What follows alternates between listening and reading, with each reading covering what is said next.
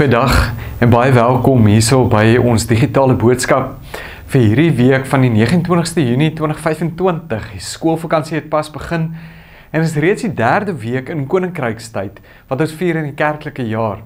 En ons is op reis natuurlik hier by ons gemeente ook, maar so ook jy daar wat na die boodskap luister, op reis saam met Jesus, onderweg saam met hom. En vandag wil ek stilstaan saam met jou uit 'n teksgedeelte hier uit Lukas 9 uit, en waar Jesus ook op weg is, op pad is, natuurlik van sy aardse bediening wat hy gehad het, is hierdie nou sy finale tog dan na Jerusalem toe waar hy gekruisig sou word. En die mense wat hy hier ontmoet, om saam met hom te nooi, om op hierdie pad, op hierdie weg, saam met hom te wees. So kom ons lees saam daar uit Lukas 9, en daar is hierdie gedeeltetjie wat Jesus praat oor ons lewe en wat ons vir hom sal moet aflê. In vers 23 wat hy sê, toe het hy vir almal gesê, as iemand my wil navolg, moet hy homself verloon en elke dag sy kruis opneem en my volg. Want wie sy lewe wil red, sal dit verloor, maar wie sy lewe ter wille van my verloor, sal dit red. Want wat help dit 'n mens as hy die hele wêreld as wins bekom het, maar homself verloor of skade aangedoen het? En dan so klein entjie verder, daar in vers 51 ook, toe die tyd vir Jesus se hemelvaart naderkom, was hy vasberade om die reis na Jerusalem te onderneem, vasberade. Vers 52, hy het boodskappers voor hom uitgestuur, en hulle het vertrek en by 'n Samaritaanse dorpie aangekom, om daar vir hom voorbereidings te tref. Maar die Samaritane het hom nie ontvang nie, omdat hy doelgerig na Jerusalem op pad was.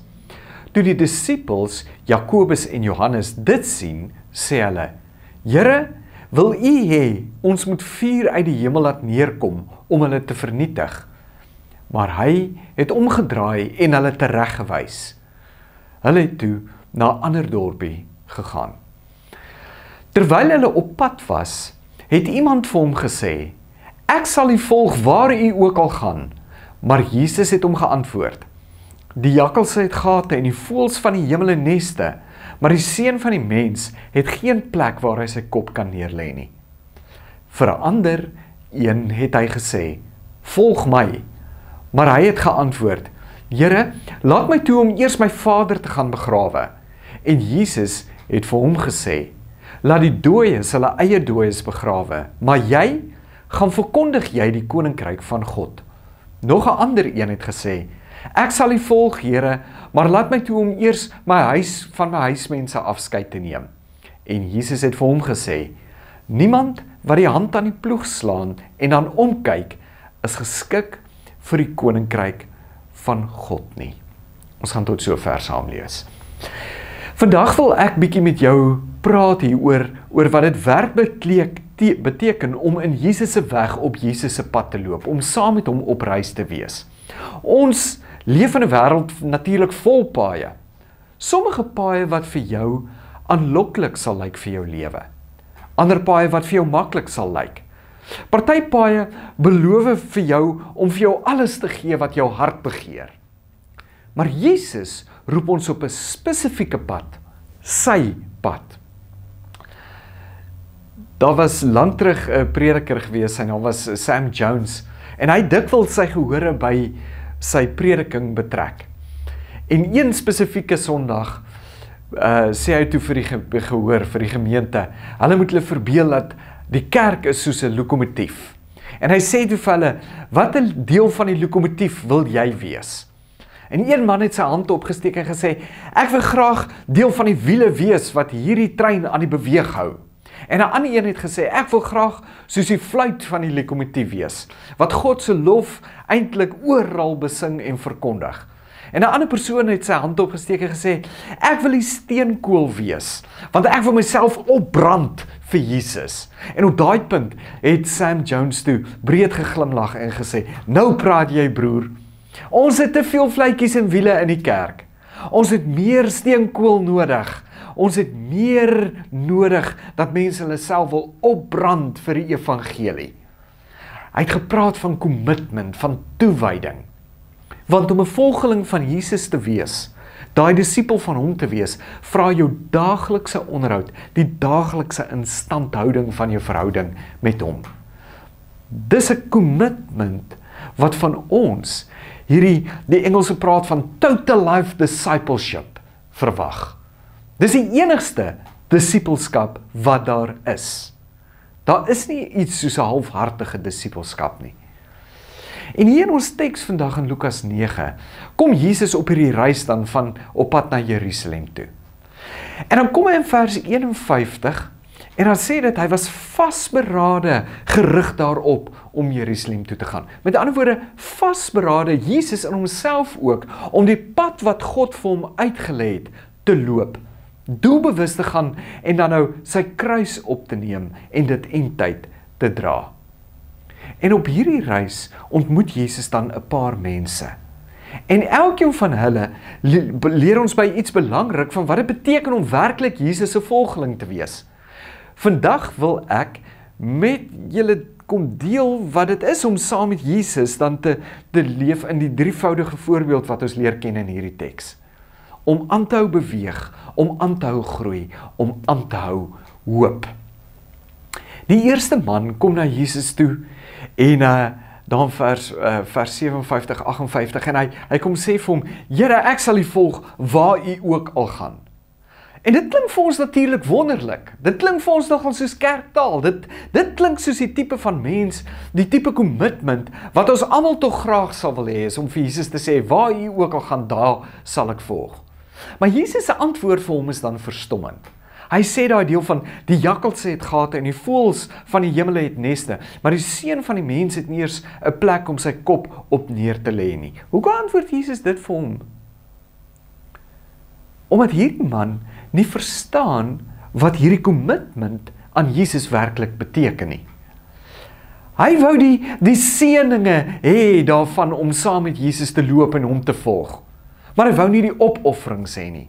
Hy wou die wonderwerke van Jesus hê. Dalk wil hy die gewildheid ook vir homself hê, maar die ongemak en die onsekerheid, dit wil hy nie hê nie. Kyk, om Jesus te volg beteken om aan die beweeg te bly. Dit beteken vir ons om nie te stagneer in ons geestelike lewe nie. Paulus skryf in Filippense 3 vers 13 en 14 ons. Hy sê, broers, ek reken nie dat ek selfs reeds my eie gemak het nie. Maar een ding doen ek. Ek vergeet van die dinge wat agter is en ek strek my uit na wat voor lê. Ek beer voort na die wenstreep toe, sê Paulus, om in Christus Jesus die prys van God se roeping van hom hoog te bekom. Ons moet saam met Jesus loop, leer ons by hierdie eerste persoon. Ons moet bereid wees om ons gerieflikheidszone te verlaat. Ons moet aanvaar dat Jesus se pad nie altyd die maklikste pad sou wees nie. Ons moet verstaan dat disipelskap 'n lewenslange reis is. Dis nie 'n bestemming nie. Baie van ons wil Jesus volg, solank dit ons guns en vir ons guns uitwerk. Maar Jesus roep ons om saam met hom te loop, selfs wanneer die pad moeilik raak. Die tweede man wat ons hier te doen mee kry, kom eintlik die uitnodiging van Jesus se kant af dan. Kom, volg my, sê hy vir hom. Maar sy antwoord is mos dan, Here, laat ek eers gaan om my pa te gaan begrawe. En op die oog af lyk dit soos 'n redelike versoek. Ons sê mos baie keer vir mekaar ook, wanneer ons lewe en ons dagboeke moet prioriseer, dan sê ons, family first. Ons respekteer tog ons familieverpligtinge. Maar Jesus se antwoord is radikaal vir hom. Hey, laat die dooies hulle eie dooies gaan begrawe, maar jy gaan verkondig jy die koninkryk van God, sê in vers 60. Wat bedoel Jesus?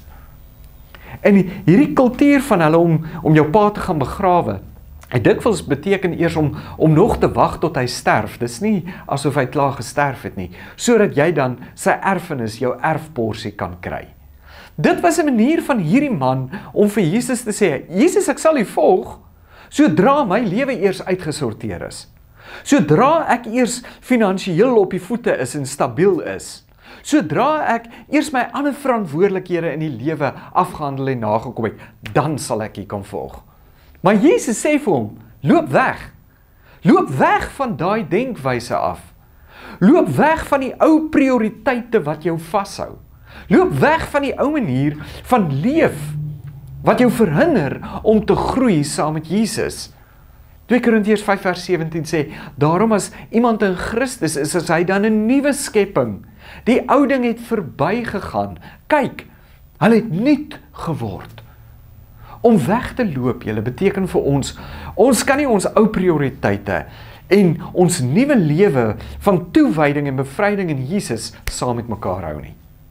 Ons moet bereid wees om af te sien van die dinge, ja, die dinge wat ons keer om geestelik te groei ook. Ons moet verstaan dat Jesus die eerste plek in ons lewe wil hê. Hy wil nie net 'n plek hê nie. Soms moet ons wegloop. En soms moet jy gaan wegloop van gewoontes af. Dalk moet jy gaan wegloop van verhoudings af of vriende. Dalk moet jy wegloop van denkpatrone wat jou geestelik onvolwasse hou. Dis nie maklik nie, maar is noodsaaklik vir ware groei. En dan kry ons die derde man wat Jesus se pad kruis en hy sê, ek sal U volg, Here, maar laat ek eers gaan afskeid neem van my mense by die huis. Jesus se antwoord is weer onverwags, né? Niemand wat sy hand aan die ploeg slaan en omkyk, is geskik vir die koninkryk van God nie. Jesus gebruik hier mos 'n boerdery voorbeeld. Dalk het jy ook al 'n moesploeg in jou lewe. En wanneer jy ploeg, dan moet jy vooruitkyk en 'n mikpunt stel daar op die horison om reguit te kan ploeg. As jy omkyk, dan loop die vore skeef. Dan misluk die werk. Hierdie man wou terugkyk na sy verlede toe, na sy ou lewe toe, na sy ou sekuriteit van sy huishouding toe. Maar Jesus roep hom en hy sê vir hom, hey, loop aan, om vorentoe te kyk met hoop en met vertroue. Ek word sommer herinner aan Lot se vrou, né? Wat agtertoe gekyk het toe Sodom en Gomorra die vuur op het reën en 'n soutpilaar geword het, daar in Genesis 19. Of wat van die Israeliete self, né? Toe hulle uit die woestyn uittrek en hulle sê, hulle het verlang na Egipte toe, selfs al was hulle klaar bevry. Hebreërs 11 vertel ons vir al die geloofshelde in die Bybel wat geleef het. En hy sê daar in vers 13 tot 16, al hierdie mense het in geloof gesterf, sonder dat hulle eers die beloftes ontvang het, maar hulle het dit van ver af gesien en verwelkom, en bely dat hulle uitlanders en vreemdelinge hier op aarde is. Want die wat sodanige dinge sê in vers 14 daar in Hebreërs 11, gee te kenne dat hulle op soek is na 'n vaderland. Vers 16, hulle hunker na 'n beter land, na 'n beter een, na 'n hemelse een. En dan sê hy daar, daarom skaam God hulle nie vir hulle, om hulle God genoem te word nie. Ons moet aanloop, ons moet hunker, vooruitstreef na die lewe. Om aan te loop beteken, ons loop met ons hoop gerig op God se beloftes. Ons laat nie die dromery van hierdie wêreld, die nostalgie, ons kom verlam nie. En sê eendag nie, nee. Nee, ons vertrou God se toekoms vir ons. En dat dit beter is as die verlede wat ek het. Kom ons dan prakties, julle. Jesus se pad en wat dit van ons vra. Dit sê, kom loop saam met my. Met ander woorde, bly in 'n aktiewe verhouding met Jesus, deur gebed, deur skriflesing. Gaan soek gemeenskap met gelowiges op, wat saam met Jesus loop. Wees bereid om jou gemaksone te verlaat, wanneer Jesus jou roep. Tweede sê dit loop weg. Loop weg. Identifiseer wat jou geestelike groei belemmer en maak radikale besluite. Plaas Jesus se prioriteite bo jou eie wense en begeertes. Neem jou kruis op en volg hom. Laat die ou mens agter en omhels die nuwe mens wat jy in Christus is. En dan derde sê ons vir mekaar, loop aan. Leef met 'n ewigheidsperspektief, nie net 'n tydelike gewin nie. Vertrou op God se beloftes, selfs wanneer die pad onduidelik lyk. Help ander om ook op Jesus se pad te loop. Nou wil ek terugkom na hierdie eerste gedeelte wat ons gelees het van Jakobus en Johannes. En hulle wat sommer vuur uit die hemel wil afbid op die Samaritane. Nou Jakobus en Johannes is twee mense wat die pad saam met Jesus al 'n lang pad gestap het. En hulle is Jode gewees saam met Jesus. En Jesus se aardse bediening was hier in Galilea gewees.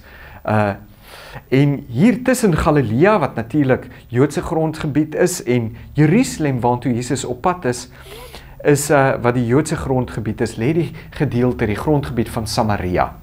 En ons weet mos nou, die Jode en die Samaritane het nie om dieselfde vuur gesit nie. Trouwens, baie keer wanneer Jode so sou reis van Galilea af na Jerusalem toe, sou hulle aan die ander kant van die Jordaanrivier, aan die ander kant van die grens verbyloop, net om te keer dat hulle deur die grondgebied van die Samaritane loop. So die Samaritane se reaksie wanneer hulle uitvind hierdie mense is Jode en hulle dan nie wil verwelkom nie, is niks vreemd eintlik vir hulle nie. En Jakobus en Johannes doen ook eintlik dan ook nie wat vreemd is en vir hulle sou verwag word nie. Hoe hulle hierdie mense gehaat het nie. Maar Jesus sê daarso, Jesus het hulle toe mos skerp aangespreek. En vir hulle gesê, nee, stop hierdie nonsens, kom op my pad. Die Griekse woordjie wat daar gebruik word vir hierdie Jesus wat hulle tereggewys het, daai woordjie, is dieselfde woordjie eintlik wat Jesus ander kere in die evangelies gebruik wanneer hy die duiwels en die demone aanspreek en selfs uit mense uitdryf. Jesus se woord dan vir Jakobus en Johannes om te sê, los die ou pad, kom op my pad. Hierdie pad van liefde is 'n baie, baie dringende, baie ernstige aanspraak van Jesus op hulle. En dis waar ons moet wees. Die pad is nie maklik vir ons nie. Daar's opofferings wat jy gaan moet maak. Daar gaan ongemak wees. Maar dis die pad wat na die ware lewe toe lei, sê Jesus mos in Johannes. Ek is die weg, die waarheid en die lewe. Deur my sal iemand mos by die Vader uitkom, sal ons by hom uitkom. Die vraag is dus nie of ons Jesus se pad en of Jesus se pad die regte pad is nie. Dit weet ons. Die vraag is jy bereid om daarop te loop? Loop saam met Jesus in elke area van jou lewe. Loop weg van alles wat jou verhinder om hom te volg. En loop aan met die hoop en die vertroue aan God se beloftes. Kom ons bid saam. Here, dankie vir u woord. En dat ons vandag hieruit kan stilstaan met ons eie geestelike lewens in oënskou neem. En kan sien, Here, hoe u ons ook sê om saam met u te loop, om weg te loop van die dinge in ons lewe wat nie reg is nie, om aan te hou loop, vorentoe te loop saam met u.